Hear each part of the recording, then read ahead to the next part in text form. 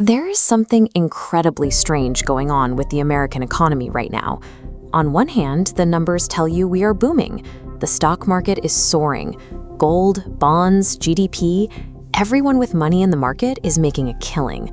So naturally, you'd think the job market is booming right alongside it. But out in the real world, finding a job right now is like walking into a dust bowl. This chart shows exactly where the illusion breaks.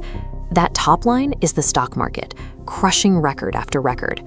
The bottom line shows the hiring rate, which is exactly what it sounds like, the share of the total workforce that actually gets hired every month. It is in free fall. The last time hiring stayed this low for this long, we were in the middle of the 2008 global financial crisis. You can see the math play out the second you go online to look for work. Let's say you're a writer in New York. A mid-level corporate job pops up, posted 2 days ago. Over 100 people have already applied.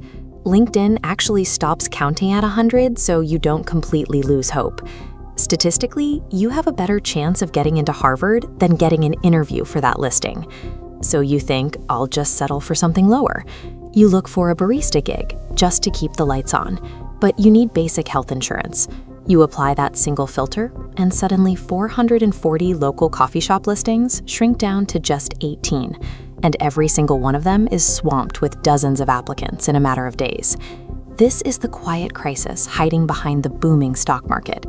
Millions of qualified people are trapped in a cycle of firing off applications for jobs they're overqualified for, only to be met with total silence. Now, a quick piece of context. The recent war with Iran has absolutely melted down the global energy economy, sending shockwaves through the financial system. But the job scarcity we're seeing right now was not caused by that conflict. The rot in the labor market has been building for months, if not years. The geopolitical shock simply dumped gasoline on an already raging fire, which means the underlying mechanics destroying American job creation are entirely domestic. Long after the international dust settles, this scarcity trap will still be waiting for us. To figure out who actually took the jobs away, we have to look at a few compounding forces. The obvious suspect is AI. Everyone assumes robots are replacing human workers. But Federal Reserve data shows that, largely, companies aren't laying off their existing staff to replace them with software. The real damage starts with tariffs. Almost every business in America imports something: machinery, lumber, raw ingredients. Tariffs act as a massive 10 to 20% tax on all those materials. So a factory that planned to spend extra cash hiring new workers instead has to spend that money paying import taxes. In many cases, it forces them to shut down entirely, permanently deleting those jobs from the economy. Then you add a massive surge of new competition. Between government shutdowns and mass agency gutting led by Elon Musk's DOGE initiative, the federal government dropped 271,000 jobs in just a few months.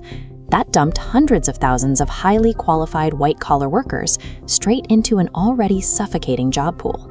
And hovering over all of this is the Federal Reserve. They've kept interest rates deliberately high to fight inflation. But high interest rates mean borrowing money is expensive. If a small business wants to take out a loan to expand and hire, they literally cannot afford the financing. Individually, any one of these things is painful. Together, they form a perfect storm. Tariffs bleed companies dry, mass layoffs flood the applicant pool, and high interest rates freeze the credit needed to create new positions.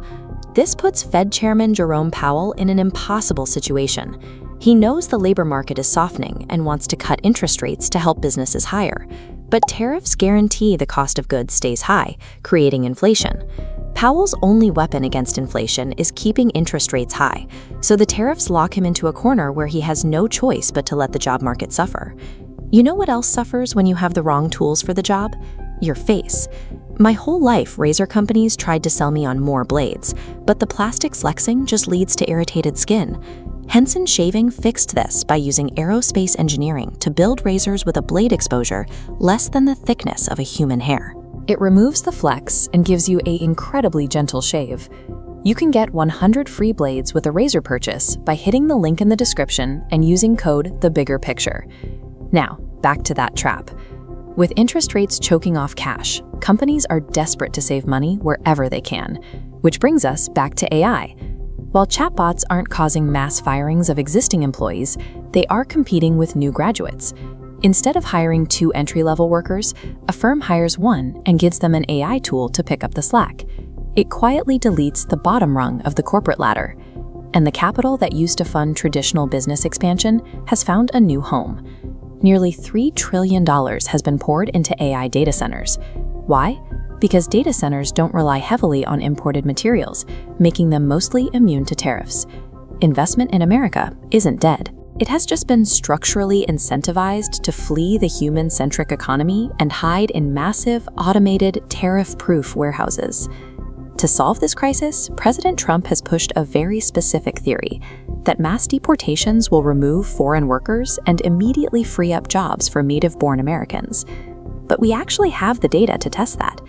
Economists analyzed the massive deportation campaigns rolled out under President Obama in 2011, and what they found was that when immigrants were removed, employment among native-born citizens actually dropped. The reason is a concept called complementarity. Citizens rarely take up the grueling manual labor jobs left behind by deported workers. Instead, the construction firms that rely on that base labor face massive shortages and have to cut back. When the firm shrinks, it lays off its foremen, its architects, and its accountants, the exact jobs held by native-born citizens. This leaves Trump facing a brutal political reality. His 2 highest priorities, heavy tariffs and mass deportations, are the exact mechanisms actively destroying job creation and tanking his approval ratings.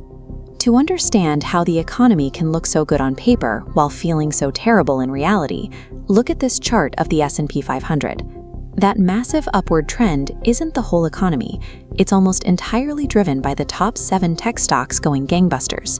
The other 493 companies, they are completely flat. Economists call this a K-shaped economy.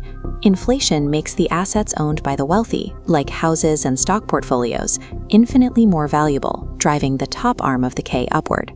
Meanwhile, high prices and job scarcity push the working class downward on the bottom arm. You can see this split everywhere. Consumer brands are increasingly abandoning the middle class, aggressively marketing ultra-premium luxury items to the top and poverty-tier mini-cans to the bottom. We are operating in 2 entirely separate realities. If you want to understand the deeper gears turning behind headlines like this, check out our new subscriber series at New Press called No Dumb Questions. Every week, I take the biggest, broadest questions you submit, like why the US military struggles to win despite its might, or the real story behind Iran's nuclear program, and break them down. Hit the link below to get access. The reason we aren't calling this a recession is pure statistical noise.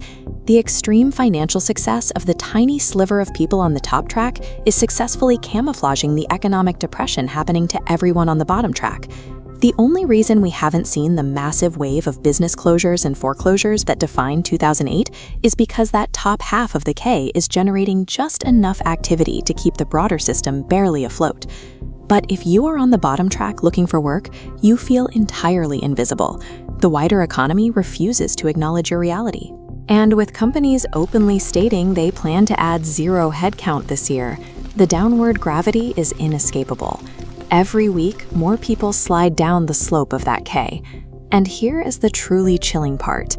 Even if you feel secure today, nobody is immune forever.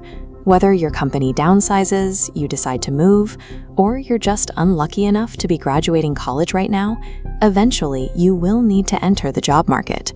And when you do, the scarcity trap will be waiting.